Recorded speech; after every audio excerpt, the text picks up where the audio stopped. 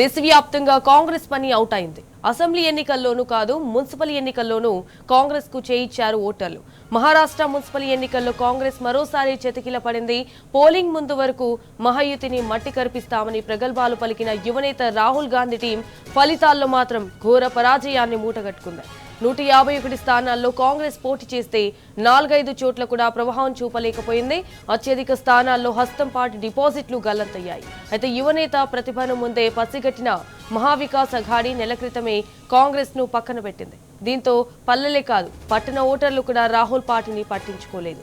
కాంగ్రెస్ ను నమ్మేది లేదంటూ కూడా అధికార పార్టీకే పట్టం కట్టారు ఓటర్లు. బీఎంసీ ఫలితాలతో రాహుల్ గాంధీ నాయకత్వం అట్టర్ ఫ్లాప్ అని మరోసారి బట్టబయలైంది. ఈ నేపథ్యంలో ఆయన కొత్త పల్లవి అందుకున్నారు. సివిల్ పోల్స్ లో సిరా వివాదాన్ని తెరపైకి తెచ్చారు. ప్రజాస్వామ్యంపై నమ్మకం పోయిందంటూ కూడా ఈసీపై ఆరోపణలు గుప్పించారు. ఓట్ చోరీని దేశ వ్యతిరేక చర్యగా అభివర్ణించారు.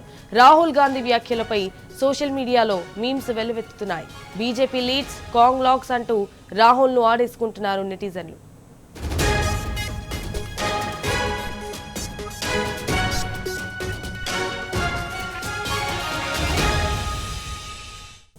రైట్, ఇక ఇదే విషయానికి సంబంధించి మరిన్ని డీటెయిల్స్ మా ప్రతినిధి కిరణ్ ఫోన్ ద్వారా అందిస్తారు. రైట్ కిరణ్, ఇటు బాంబే మున్సిపల్ కార్పొరేషన్ లో అయితే కాంగ్రెస్ పని గతమైంది.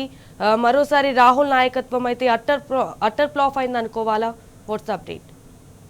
సంజన, ఏదైతే మహారాష్ట్రలో ముంబైలో జరిగినటువంటి కార్పొరేషన్ ఎన్నికల్లో ఇటు శివసేనతో పాటు ఇటు ఏదైతే ఏక్నాథ్ షిండేకి సంబంధించి బీజేపీ అత్యధిక స్థానాలను కైవసం చేసుకుని 229 స్థానాలు ఉన్నటువంటి ఆ కార్పొరేషన్ వార్డుల్లో దాదాపు 151 స్థానాల్లో కూడా జయకేతనం ఎగరేసింది. అయితే అటు శివసేనకు సంబంధించి 65 స్థానాల నుంచి 75 స్థానాలు గెలుచుకోగా ఇటు కాంగ్రెస్ పార్టీ మాత్రం కేవలం 10-11 స్థానాలకు మాత్రమే పరిమితమైంది. దేశవ్యాప్తంగా ఓట్ చోరీ జరిగినట్టు రాజ్యాంగం బుక్కు చేతిలో పట్టుకొని తిరుగుతూ తాను కూడా కనీసం ఒక అవగాహన లేనటువంటి రాహుల్ గాంధీ వ్యవహారంలో కూడా ఇదే పరిస్థితి కొనసాగిందని కూడా మనం అర్థం చేసుకోవచ్చు.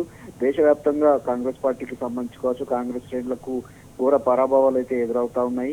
ఈ దేశ ప్రజలు కూడా కనీసం కాంగ్రెస్ పార్టీని నమ్మేటువంటి పరిస్థితి కూడా కనిపించట్లేదు. ఇప్పుడు ముంబై కార్పొరేషన్ ఎన్నికల్లో జరిగినటువంటి ఈ పరిస్థితి ఉందంటే రాబోయేటువంటి రోజుల్లో కూడా అదే పరిణామాలు వ్యక్తమయ్యేటువంటి అవకాశాలు మనకు స్పష్టంగా కనిపిస్తా ఉన్నాయి. ఈ నేపథ్యంలో ముంబై కార్పొరేషన్ జరిగినటువంటి ఎన్నికల్లో అటు బీజేపీతో పాటు ఏక్నాథ్ షిండేకి సంబంధించినటువంటి వర్గంలో దాదాపు 151 స్థానాల్లో అటు ఎక్కువ మొత్తంలో గెలుపొందింది. ఆ మేయర్ పీఠం కూడా కైవసం చేసుకునేటువంటి అవకాశం ఉంది. శివసేన పార్టీలో ఉన్నటువంటి ఉద్ధవ్ ఠాక్రే, రాజ్ ఠాక్రేకి సంబంధించినటువంటి పార్టీలు కూడా 65 నుంచి 75 స్థానాలు వచ్చాయి. అటు ఏఎంఐఎం కూడా కొన్ని స్థానాల్లో గెలుచుకుంది. కానీ కాంగ్రెస్ పార్టీ మాత్రం ఇదే పరిస్థితి కొనసాగుతుంటూ దేశవ్యాప్తంగా కాంగ్రెస్ పార్టీ కనుమరుగైనట్లే అని కూడా అర్థం చేసుకోవచ్చు. దేశ ప్రజలు కూడా నమ్మేటువంటి పరిస్థితి అయితే మనకు కనిపించింది. రాబోయేటువంటి రోజుల్లో వచ్చే ఫలితాల్లో కూడా ఇవే ఫలితాలు వచ్చేటువంటి అవకాశాలతో కనిపిస్తా ఉన్నాయి. ఈ నేపథ్యంలో దాదాపు అత్యధిక స్థానాల్లో ఏదైతే హస్తం పార్టీ కూడా డిపాజిట్లు గల్లంతైనటువంటి నేపథ్యంలో ప్రతిభను ముందే పసిగట్టినటువంటి మహావికాస్ అఘాడీ కూడా నెల క్రితమే కాంగ్రెస్ ను పక్కన పెట్టింది. దీంతో పల్లెలే కాదు, పట్టణ ఓటర్లు కూడా పూర్తిగా రాహుల్ గాంధీని నమ్మేటువంటి పట్టించుకున్నటువంటి పరిస్థితి మనకు అక్కడ కనిపిస్తుంది. ఆ కాంగ్రెస్ ను నమ్మేది లేదంటూ కూడా అధికార పార్టీకి మరోసారి పట్టం కట్టినటువంటి గతం చాలా రోజుల నుంచి కూడా అటు ముంబైలో ఉన్నటువంటి పరిస్థితి కూడా బీజేపీ ప్లస్ పాయింట్ గా చెప్తా ఉన్నారు. రాబోయేటువంటి రోజుల్లో కూడా ముంబైలో కూడా చాలా వరకు ఇవే ఫలితాలు వ్యక్తమయ్యేటువంటి అవకాశాలతో మనకు స్పష్టంగా కనిపిస్తా ఉన్నాయి. All right Kiran, thank you for the updates.